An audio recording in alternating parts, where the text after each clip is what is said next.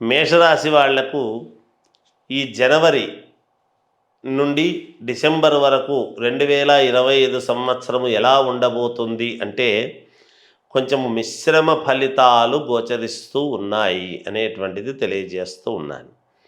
మరి ఏమిటి మొదలు పెట్టంగానే మిశ్రమ ఫలితాలు అంటున్నారే గురువుగారని అనుకోవచ్చునుగాక. కానీ వీటిల్లో కూడా మొట్టమొదట దేశానికి వెన్నెముక అయినటువంటి రైతులకు మాత్రము చాలా మహాద్భుతముగా ఉండబోతున్నది.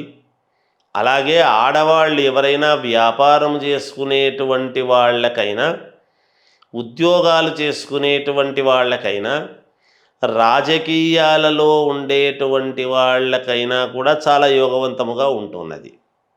మరి మిశ్రమ ఫలితాలు మగవాళ్లకు మాత్రమేనా అంటే అలాగే ఉందిగాక, ఉన్నది ఉన్నట్టు చెప్పాలి మరి అందుకు.